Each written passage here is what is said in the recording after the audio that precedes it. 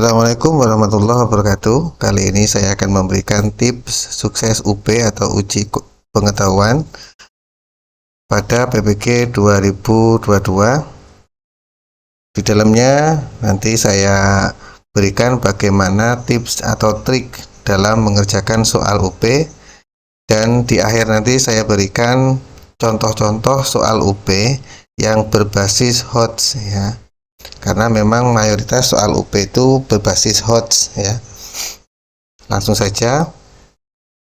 Yang perlu dipahami sebelum kita membahas terkait dengan tips mengerjakan UP adalah taksonomi Bloom edisi revisi. Nah, soal UP itu pada tingkatan atau level C4, C5, C6. Yang ini disebut HOTS ya. C4 menganalisis, C5 sintesis atau mengevaluasi ya, ini yang edisi revisi, ini yang sebelumnya. C6 yaitu mengkreasi. Nah, di sini posisi mayoritas soal UP ya, bersifat analisis, evaluasi atau mengkreasi. Nah, sedangkan yang C1, C2, C3 itu termasuk kategori LOTS ya. Kemudian karakteristik soal HOTS dalam ujian UP seperti ini. HOTS adalah keterampilan berpikir logis, kritis, kreatif, dan problem solving secara mandiri. Nah, di dalam soal-soal itu tidak ada yang hanya mengingat atau mengetahui saja, tapi lebih pada kritis, kreatif, dan problem solving berbasis masalah. Nah, karakteristik soal UP yang berbasis HOTS itu yang pertama, fokus pada penalaran ya, bukan sekedar apa, siapa, atau kapan ya, tetapi lebih pada bagaimana dan kenapa atau mengapa. Nah, dua pertanyaan ini yang akan muncul pada soal UP, bagaimana dan mengapa atau kenapa.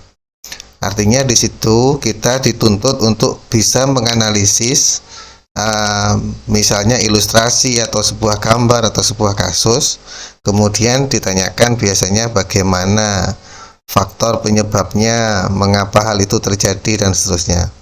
Jadi tidak sekadar hasil membaca atau mengingat saja ya. Yang kedua, soal HOTS itu berkaitan dengan fenomena sehari-hari ya. Biasanya di dalam soal HOTS itu mesti dikasih kasus-kasus atau ilustrasi yang terkait dengan fenomena sehari-hari yang sedang terjadi di era kekinian ya. Misalnya pasca pandemi bagaimana kasusnya, kemudian pertanyaannya seperti apa. Kemudian yang selanjutnya soal berupa cerita, tabel, diagram atau gambar. Dalam soal HOTS ya di UP itu biasanya ada ilustrasi cerita, biasanya terkait dengan bagaimana guru mengajar itu diceritakan proses yang terjadi di kelas, kemudian kita dituntut untuk menganalisisnya, atau tabel, atau juga kadang diagram atau gambar. Ada gambar kegiatan misalnya kegiatan sehari-hari atau peta, kemudian kita suruh menganalisisnya. Kemudian beragam informasi untuk menyelesaikan masalah. Jadi di dalam soal HOTS itu ya ada ilustrasi yang di situ terkandung berbagai informasi yang menuntut kita untuk membaca semuanya. Kemudian kita dituntut untuk dari informasi itu berguna untuk menyelesaikan masalah yang diinginkan. Kemudian yang terakhir menelaah ide dan informasi secara analisis kritis. Nah, ini ciri-ciri HOTS itu di sini.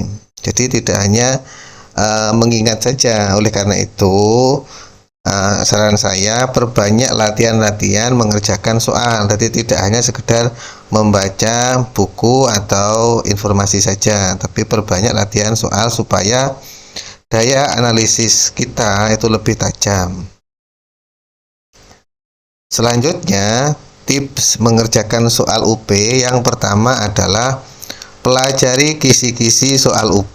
Nah, kisi-kisi itu bisa Bapak Ibu download pada website ini ukm.ppg.kemendikbud.go.id. Setelah ini dibuka, nanti muncul di halaman pertama itu kisi-kisi UP ya. Kemudian silahkan dipilih sesuai dengan bidangnya masing-masing. Nah, dari kisi-kisi itulah nanti sebagai rujukan kita nomor 1 itu soalnya tentang apa dan seterusnya sampai nomor 120. Kemudian juga pelajari lagi soal formatif atau ringkasan yang ada di dalam setiap modul yang telah dipelajari waktu proses pendalaman materi ya. Waktu tahapan pendalaman materi, tahapan pertama di PPG itu dibaca lagi ya. Setelah Bapak Ibu download modul-modul ini, silahkan dipelajari ringkasan atau soal-soal formatif yang ada di dalamnya. Tidak perlu dibaca semuanya. Nah, yang ketiga, perbanyak latihan soal dan menyimak pembahasan soal. Silahkan Bapak Ibu download banyak sekali latihan-latihan soal UB yang sudah banyak yang menulis terkait dengan itu ya. Contoh-contoh soal silahkan dikerjakan ya, kemudian dikoreksi sendiri atau menyimak pembahasan soal, dan ini banyak sekali di YouTube. Silahkan di browsing, dicari sendiri sesuai dengan bidangnya masing-masing. Kemudian selanjutnya diskusi dengan teman yang telah lulus lebih dahulu ya, karena memang di PPG itu ada beberapa gelombang.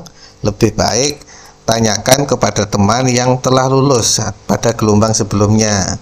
Mungkin tanya terkait dengan apa isi soal yang sudah diujikan atau trik-trik apa yang bisa dilakukan ya oleh teman yang telah lulus itu. Selanjutnya jangan belajar model SKS. Nah, SKS di sini saya akronimkan sistem kebut semalam ya. Karena belajar soal UP itu tidak bisa sistem instan, tapi harus bertahap ya. Jauh-jauh hari sudah dipelajari latihan soal itu jauh-jauh hari sebelum UP ya. Kenapa? Kalau sistem kebut semalam ya, karena banyak sekali yang dipelajari, maka ketika ujian mudah lupa yang telah kita pelajari. Nah, selanjutnya kerjakan seluruh soal, jangan ada yang dikosongi. Nah, ini. Jadi ketika nanti mengerjakan meskipun tidak bisa, ya jangan dikosongi soalnya, karena itu bisa mengurangi nilai yang kita peroleh. Oleh karena itu, kerjakan semuanya ya. Bagaimana solusinya jika kita mentok misalnya tidak bisa sama sekali? Nah, jangan diacak atau ngawur, tapi minimal ada trik-triknya ya. Ketika tidak bisa, misalnya cari jawaban yang paling panjang, misalnya seperti itu, atau cari jawaban yang paling mendekati. Nah, itu ya. Tapi harus diisi. Yang selanjutnya, kerjakan secara runtut saja karena soal itu diacak dari beberapa paket. Memang soal UP antar mahasiswa atau peserta UP itu tidak sama. Misalnya nomor 1 ya, antara si A si B itu tidak sama karena memang soalnya itu diacak secara otomatis oleh aplikasi. Oleh karena itu kerjakan saja secara runtut mulai nomor 1, 2 dan seterusnya. Nah, di dalam soal UP itu terdiri dari 40% profesional atau terkait dengan bidang atau mata pelajaran masing-masing ya. Kemudian 30% itu pedagogik, 30%-nya juga kepribadian dan sosial ya atau sikap. Nah, kemudian di dalam tes kepribadian atau sikap itu atau kita sebut psikotes ini ya, isi dengan jujur dan pilih yang paling ideal ya. Pilih yang paling ideal. Ketika jawabannya itu sama-sama baik, sama-sama bagus, cari yang paling ideal ketika mengerjakan soal sikap itu. Dan jangan lupa ya, secara spiritual dalam mengerjakan soal diawali juga dengan membaca doa, dan saran saya sertakan atau bacakan sholawat di setiap nomor mengerjakan soal itu ya. Kalau 100 soal misalnya ya 100 kali sholawat, 120 soal ya 120 kali sholawat. Ini sebagai bentuk ketawakalan ya dari semua usaha yang sudah kita laksanakan mulai awal ini sampai akhir, disertai dengan bacaan sholawat dan doa. Nah, kemudian ini contoh soal UB ya, yang berbasis HOTS bidang akidah akhlak ya. Nah, Bapak Ibu yang mengajar atau bidang akidah akhlak bisa dibaca contoh soal UB seperti ini. Nah, ketika soalnya panjang seperti ini, saran saya baca perintah soalnya dulu, baru dibaca ilustrasinya. Perintahnya di sini, nilai-nilai sifat al-matin yang dapat diterapkan dalam kehidupan sehari-hari antara lain. Nah, berarti yang dicari adalah penerapan sifat al-matin. Nah, kalau memang waktunya mepet, langsung aja dibaca jawabannya. Kalau masih panjang ya dibaca semuanya ini. Wabah COVID-19 yang menyebar di Indonesia memberikan dampak yang serius. Tercatat pada akhir Desember jumlah warga yang terinfeksi sebanyak 4, sekian juta jiwa dengan kematian sebanyak 144.000 jiwa. Wabah ini belum ada tanda-tanda akan hilang 100%. Bahkan muncul varian-varian baru yang kabarnya penyebarannya lebih cepat. Untuk menghadapi bahaya pandemi ini, seorang mukmin hendaknya meneladani sifat al-matin. Nah, berarti kaitannya dengan mencegah wabah COVID-19. Coba silakan saya beri waktu untuk memilih jawabannya sebelum saya beri kunci jawaban yang benar. A. Rajin melakukan penyemprotan cairan disinfektan untuk melindungi diri serta tawakal kepada Allah yang Maha Kuasa atas kehendak dan takdirnya. B. Menerapkan protokol kesehatan yang ketat seraya meyakini bahwa Allah tidak akan membinasakan makhluk tanpa kehendak dan takdirnya. C. Setiap pagi berolahraga demi menjaga kebugaran jasmani fisik serta rajin sholat untuk mengokohkan jiwa spiritual sebagai sarana mendekatkan diri kepada Allah. D. Selalu berpikir positif dan introspeksi diri bahwa virus corona ini adalah teguran dari Allah dan ada dampak positif bagi orang kafir agar mau beriman. E. Melaksanakan perintah atau ajaran pentingnya menjaga kebersihan dimanapun berada serta menjaga pergaulan serta dengan sesama agar tidak tertular COVID-19. Saya kasih waktu 5 detik. 5, 4, 3, 2, 1. Jawabannya yang benar adalah B ya. Nah, ini. Oke, contoh selanjutnya. Contoh soal UB bidang fikih ya, Bapak Ibu yang mengajar atau bidang fikih. Contoh kasus di atas menjelaskan tentang, nah ini ya, berarti kita harus membaca dulu soalnya. Sahabat Abu Bakar tatkala menemukan sebuah perselisihan dalam hal ibadah ghairu mahdoh di antara para sahabat Nabi yang lain, maka ia merujuk kepada kitab Allah. Nah, jika tidak ditemui dalam kitab Allah dan ia mengetahui masalah itu dari Rasul, ia pun berhukum dengan sunnah Rasul. Jika ia ragu mendapati dalam sunnah Rasul, ia kumpulkan para sahabat dan ia lakukan musyawarah untuk menemukan solusi atas suatu masalah dan menetapkan hukumnya. Nah, dari ilustrasi ini ya, yang ditanyakan kasus di atas menjelaskan tentang A. Kedudukan dan fungsi Al-Quran sebagai sumber hukum Islam yang pertama. B. Kedudukan dan fungsi Al-Quran sebagai sumber hukum Islam yang kedua. C. Kedudukan dan fungsi ijma' sebagai sumber hukum Islam. D. Kedudukan dan fungsi qiyas sebagai sumber hukum Islam. E. Kedudukan dan fungsi maslahah mursalah sebagai sumber hukum Islam. Nah, ini kan intinya musyawarah bersama para sahabat untuk menetapkan hukum. Itu pengertian dari apa? Saya kasih waktu 5 detik. 5, 4, 3, 2, 1. Jawabannya adalah C. Kedudukan dan fungsi ijma' sebagai sumber hukum Islam. Nah, soal selanjutnya bidang Quran hadis ya, Bapak Ibu bagi yang mengajar Quran hadis ya. Peristiwa di atas tidak patut terjadi karena bertentangan dengan ayat Al-Quran. Nah, ini kita harus memahami ya, kandungan-kandungan di setiap ayat itu. Ya, kalau guru Quran nanti saya kira sudah memahami ya. Seorang siswa baru dari luar Jawa diperkenalkan oleh guru di kelas 7A. Namun sudah seminggu berlalu tidak ada satupun siswa yang mau berteman dengannya. Ketika guru menanyakan alasannya, sebagian besar siswa mengatakan karena ia bukan berasal dari Jawa dan tidak sama seperti mereka. Nah, ini kandungan surat apa atau ayat yang mana? Ya, silakan dipelajari kandungan-kandungan masing-masing ayat. Ya, saya kasih waktu 5 detik. 5, 4, 3, 2, 1. Nah, jawabannya adalah yang A. Oke. Kita lanjut pada soal berikutnya. Contoh soal UP guru MI ya. Nah, ini contoh yang saya sampaikan tadi, ada tabel, kita disuruh menganalisis. Ini ilustrasi plus tabel ya. Langsung saja, misalnya jika dibandingkan antara pendapatan dan angka usia harapan hidup, kesimpulan yang dapat diambil dari kondisi Indonesia dibanding dengan negara Asia Tenggara lain adalah, nah, kita bisa langsung lihat tabelnya, kemudian mencocokkan di jawaban. Nah, saran saya memang kalau waktunya masih panjang, dibaca saja semuanya dengan membaca cepat ya.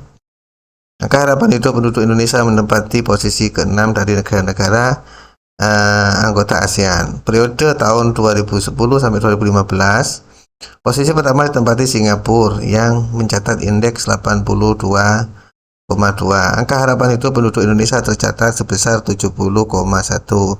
Negara Vietnam menempati posisi kedua dengan indeks 75,9. Ketiga adalah Malaysia 74,9. Keempat adalah Thailand 74,3. Kelima adalah Kamboja 71,6. Data tersebut diperoleh dari BPS dan laporan United Nations dengan judul World Population Project tahun 2010 ya. Sedangkan dari sisi pendapatan Indonesia terlihat pada tabel di samping. Ini pendapatan antara Indonesia di antara negara-negara yang lain. Kemudian jawabannya, pendapatan penduduk Indonesia lebih tinggi, namun usia harapan hidup lebih rendah dari negara Kamboja karena kurangnya kesadaran menjaga kesehatan. B. Indonesia memiliki usia harapan lebih tinggi dibandingkan dengan Kamboja karena kesadaran penduduk untuk menjaga kesehatan tubuh tinggi. C. Penduduk Indonesia memiliki pendapatan dan usia harapan hidup tinggi dibandingkan negara Asia Tenggara yang lain. D. Indonesia memiliki pendapatan yang masih rendah sehingga berpengaruh terhadap tingkat usia harapan hidup. E. Pendapatan penduduk Indonesia berbanding lurus dengan jumlah peningkatan kesadaran terhadap kesehatan.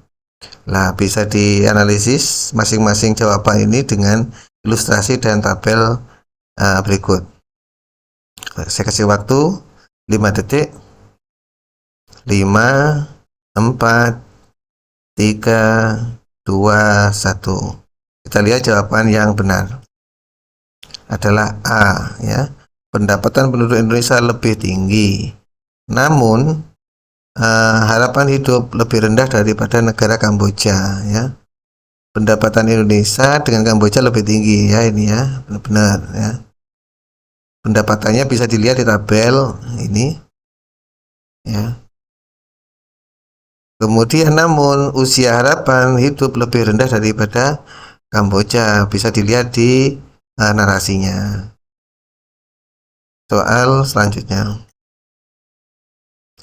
Nah, itu tadi ya contoh-contoh soal profesional, itu disesuaikan dengan bidang Bapak Ibu masing-masing. Nah, soal nomor 1 sampai nomor 70 itu tentang profesional yang tadi itu ya, plus dengan soal sikap. Kemudian soal nomor 71 ke bawah itu tentang soal pedagogik ya, terkait dengan cara mengajar. Contoh soalnya seperti ini. Ada seorang peserta didik yang diberikan hadiah berupa buku tulis berkali-kali atas prestasi belajar yang diraihnya.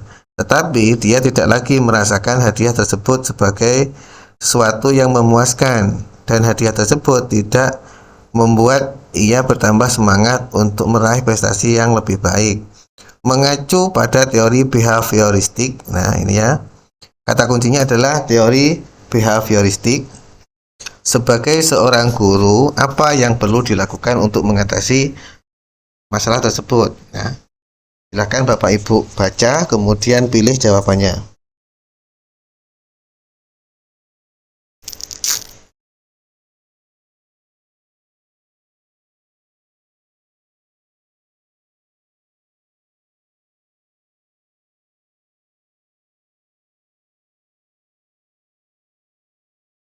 Nah, cukup. Kita lihat jawabannya ya. Yang benar adalah B ya, mengganti hadiah tersebut dalam bentuk yang lain yang lebih baik ya. Jadi kata kuncinya adalah di teori behavioristik. Artinya Bapak Ibu harus memahami dulu teori behavioristik itu apa. Intinya di teori behavioristik itu adalah memberikan stimulus ya. Karena kaitannya dengan stimulus dan respon, maka memberikan stimulus yang berbeda ketika ada perilaku yang diharapkan ya. Misalkan karena di sini adalah memberikan hadiah ya, yang berbeda dari hadiah yang lain, misalnya untuk prestasinya supaya naik, berarti hadiah itu adalah stimulus, maka kategori behavioristik. Jadi gitu. Nah, ini terkait dengan soal psikotes ya, atau teka-teki ya. Biasanya ada soal terkait dengan psikotes. Contohnya, barang-barang pecah belah itu pecah kalau jatuh. Barang-barang yang tidak dapat pecah kalau jatuh tidak lagi digolongkan dalam barang-barang pecah belah. Vas merek Hut buatan Belanda tidak dapat pecah kalau jatuh. Jadi A. Vas buatan Belanda termasuk barang pecah belah. B. Vas buatan Belanda tidak dapat pecah. C. Vas merek Hut buatan Belanda tidak termasuk barang pecah belah. D. Vas Hut buatan Belanda tidak mungkin pecah. Dan E. Vas bukan barang pecah belah. Nah, silakan tentukan jawabannya. Saya kasih waktu 5 detik ya. 5, 4, 3, 2, 1. Kita lihat jawaban yang benar adalah C. Vas merek Hut buatan Belanda tidak termasuk barang pecah belah. Nah, ini adalah contoh-contoh soal baik profesional, pedagogik maupun psikotes. Mungkin cukup itu saja dari saya terkait dengan tips dan trik mengerjakan soal UP serta contoh-contoh soal UP yang berbasis HOTS ya, baik profesional, pedagogik maupun psikotes. Semoga Bapak Ibu yang melalui tahap ujian UP diberikan kelulusan 100%. Terima kasih. Assalamualaikum warahmatullahi wabarakatuh.